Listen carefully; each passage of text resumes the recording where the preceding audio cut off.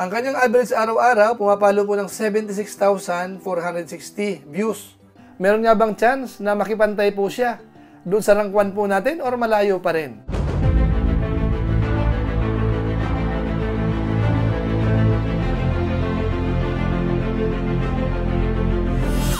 Ayan, shoutout guys. Muli, welcome to my YouTube channel. Ito po si Kuya Julay, ang inyong katugang, ang inyong kalingap na muling babati po sa inyo ng magandang araw, magandang gabi. Saang sulok man po tayo ng mundo naroroon. At sa araw na ito, meron po tayong panibagong vlog.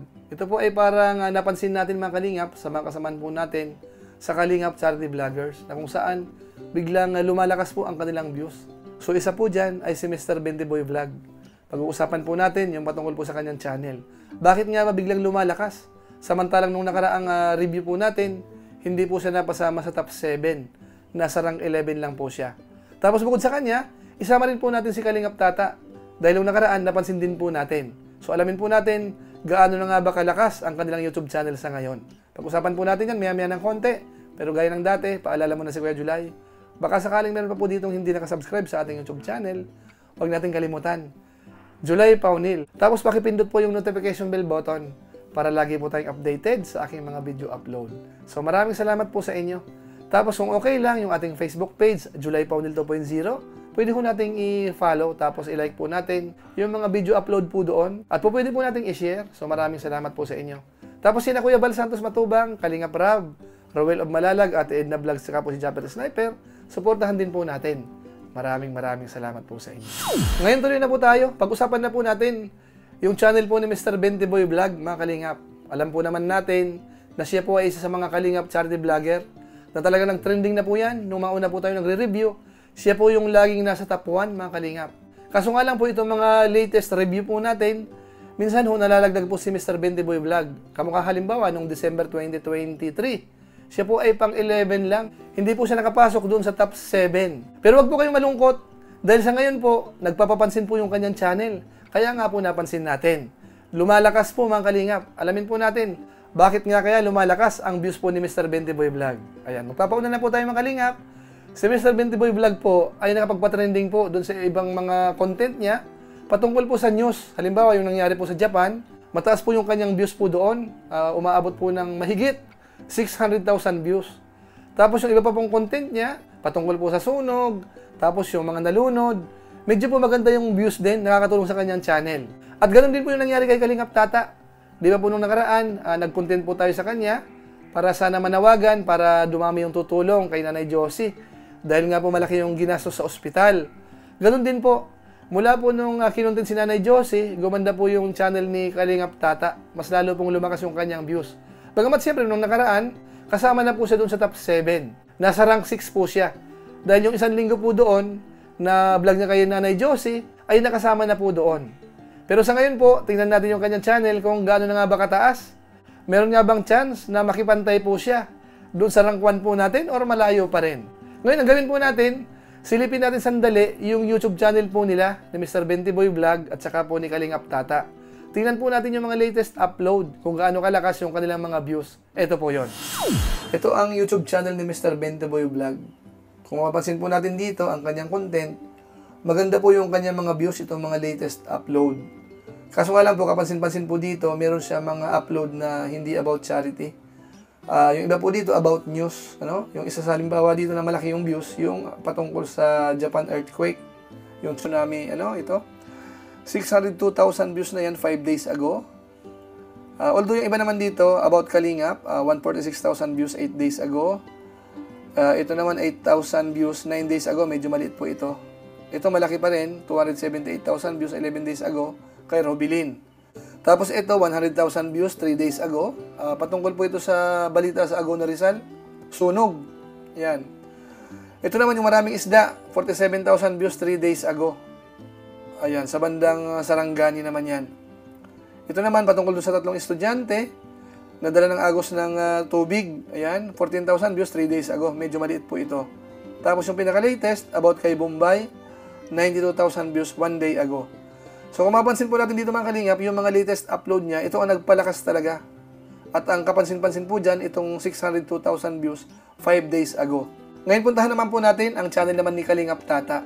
Kung atin pumapansin po dito, ang kanyang mga latest upload ay patungkol po kay Nanay Josie. At malaki po yung mga views niyan.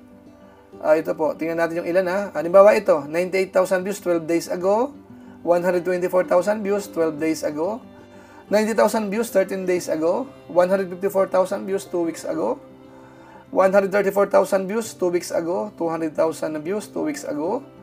Tapos ito 50,000 views 2 weeks ago. Ibang topic na po yan, yung dating topic niya, no? Pero mula po nung nag-topic sa kay Nanay Josie, malaki po yung mga views. Ito po yung mga latest.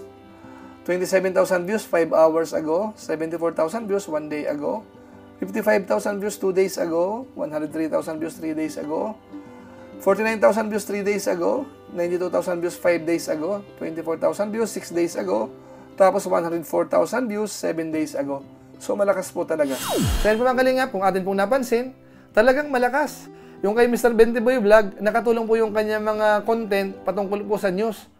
Lalong-lalo na po yung patungkol sa Japan. Nagkaroon po siya ng 600,000 plus.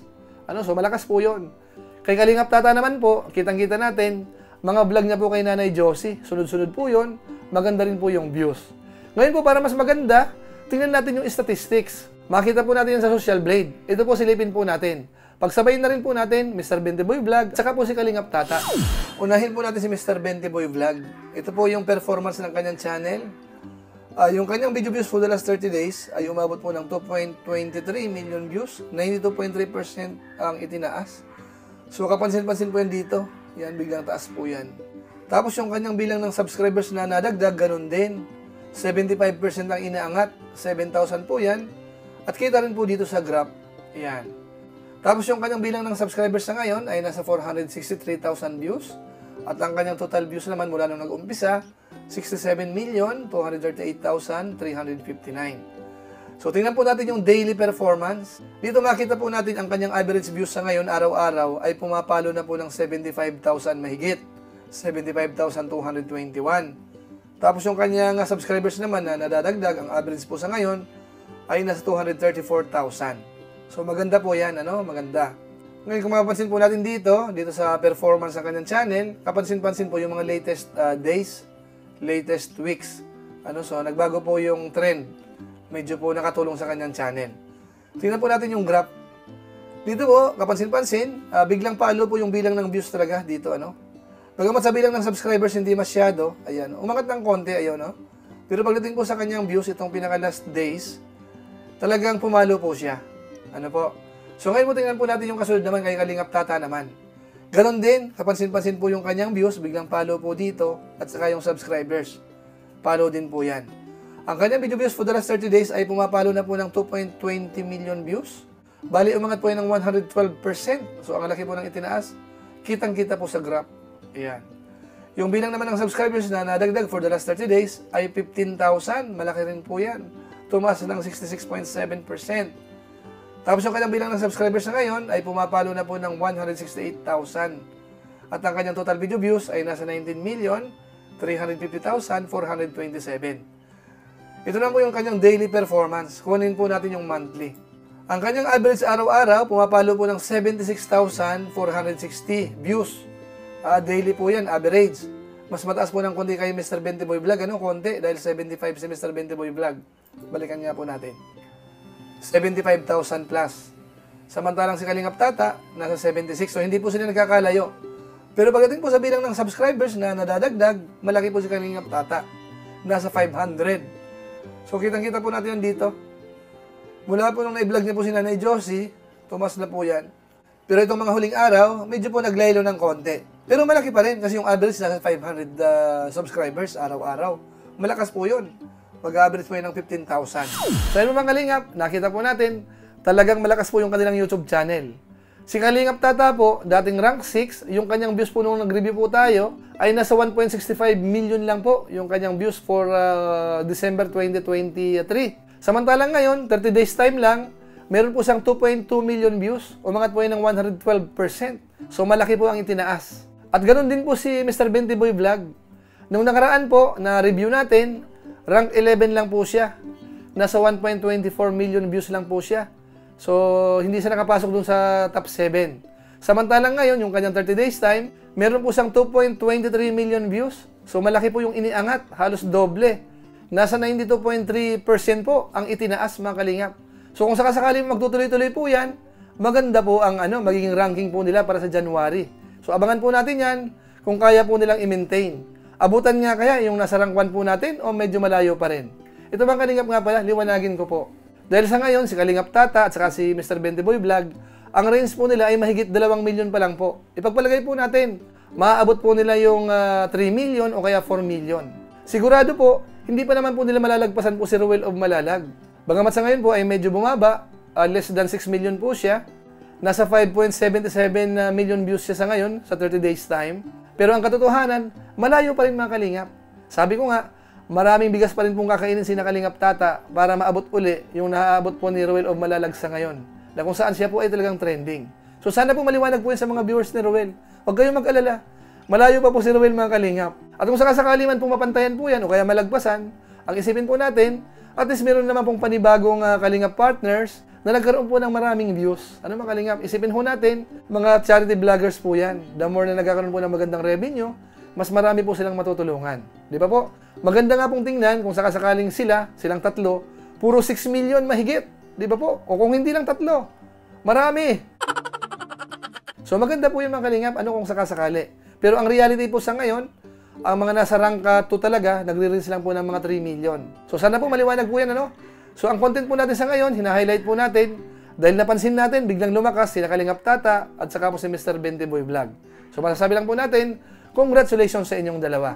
At sana magtuloy-tuloy po yan para sa next review po natin ngayong katapusan ng January, maging mataas na po ang inyong rank dito po sa Kalingap Charity Vloggers. So maraming salamat po sa inyo. Congratulations na muli. At saka po siyempre, salamat kina Kalingap Rab, kina Kuya Bal Santos Matubang, dahil sila po yung mga pangunahing tumutulong po sa atin. Kasama kina Mr. Bendiboy Vlog at saka po kay Kalingap Tata. So maraming salamat po sa inyo. So siguro po pansamantala, magpapaalam po muna tayo. Pero gaya po ng dati, may isa shoutout lang tayo.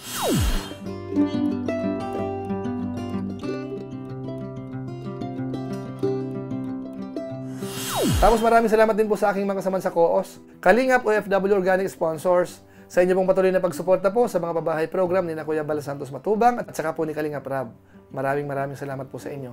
Tapos sa mga nanonood po sa ating mga vlog, mga supporters po natin, sa ating YouTube channel, sa ating Facebook page, maraming salamat po sa inyo. Lalong-lalo na po yung mga hindi nag-skip ng ads, masipag mag-like at saka po nag-share ng ating mga videos. Kung inyo po ito nagustuhan, pwede po nating i-share. So maraming salamat po. So muli, ito po si Kuya Julay, ang inyong katugang, ang inyong kalingap, na pansamantalang nagpapaalam po muna.